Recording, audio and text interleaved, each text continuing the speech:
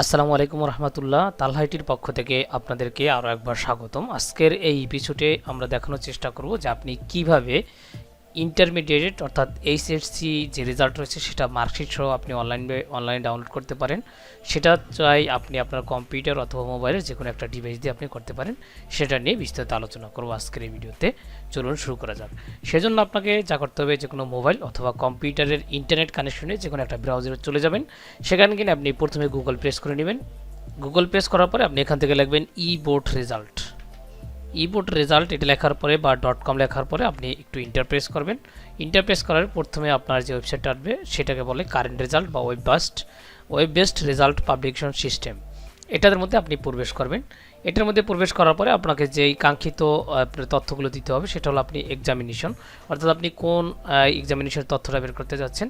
যেহেতু আমরা ইন্টারমিডিয়েটটা দেখাবো সেহেতু ইন্টারমিডিয়েট দিলাম। তারপর আমরা পাশের সনটা দিয়ে দেবো যে আমরা কত সাল দিতে যাচ্ছি। যেহেতু আমাদের আজকে 23 সালেরটা আপলোড আমাদের 23 সালের যেই রেজাল্টটা রয়েছে সেটা কিন্তু আমাদের 26 তারিখে প্রকাশ হবে, সেজন্য আমরা দেখতে পাচ্ছি না। আমরা 22 সালেরটা দেখবো এখানে। তারপর আমরা 22 দিয়ে দিব। তারপর এখান থেকে আমরা বোর্ড সিলেক্ট করে নেব আমরা কোন বোর্ডে রয়েছি। আর যারা মাদ্রাসা বোর্ড রয়েছেন তাদের কিন্তু মাদ্রাসা বোর্ড রয়েছে এখানে, আর যারা টেকনিক্যাল বোর্ড রয়েছেন টেকনিক্যাল বোর্ড রয়েছে, এগুলো আপনি দেখে দিবেন।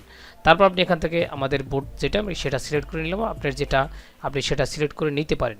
তারপর এখান থেকে রেজাল্ট টাইপে এসে এই যে ড্রপ ডাউনটা আছে সেটাতে আমরা ক্লিক করব। সেখানে ক্লিক করে আমরা অনেকগুলো অপশন পাবো। যেহেতু আমরা একার রেজাল্টটা বের করবো সেজন্য আমরা ইন্ডিভিজুয়াল রেজাল্ট যেটা রয়েছে সেটাতে আমরা ক্লিক করে নিব। সেটাতে ক্লিক করার পরে আমাদের সামনে রোল আর রেজিস্ট্রেশন যে নম্বরটা রয়েছে সেটা এখন দেখতে চাওয়া হবে। এখানে আমরা প্রথমে আমাদের রোলটা লিখে দিব। রোলটা লেখার পরে আমাদের যে রেজিস্ট্রেশন নম্বরটা রয়েছে সেটা আমরা দিয়ে দিব। এখানে দেওয়ার পরে এই যে এখানে একটা ক্যাপচা ঘর থাকবে, সেই ক্যাপচা ঘরটাকে আপনাকে রিলোড দিতে হবে। এখানে যদি না বুঝেন, আজ বুঝে গেলে এখানে আপনি সেমটাই লিখে দিবেন। এখান থেকে রিলোড অপশন থেকে রিলেট করে নিতে পারবেন যদি না বুঝেন। তারপর এখান থেকে যেটা আছে লেখা সেটা আপনি এখান থেকে টাইপ করে দিবেন হুবহু। টাইপ করার পরে এখানে আপনি গেট রেজাল্ট নামে একটা অপশন পাবেন।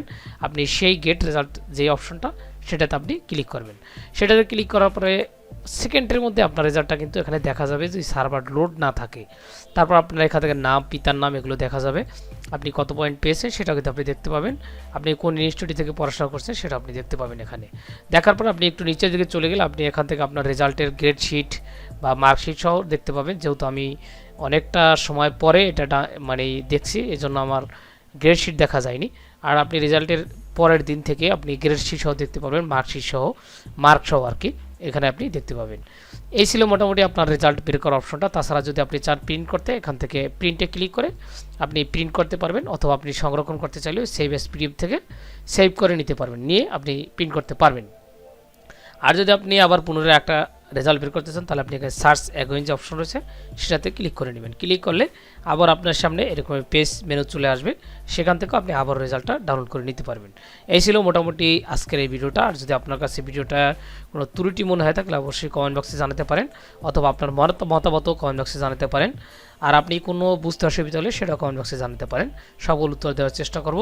ধন্যবাদ সবাইকে। আসসালামু আলাইকুম।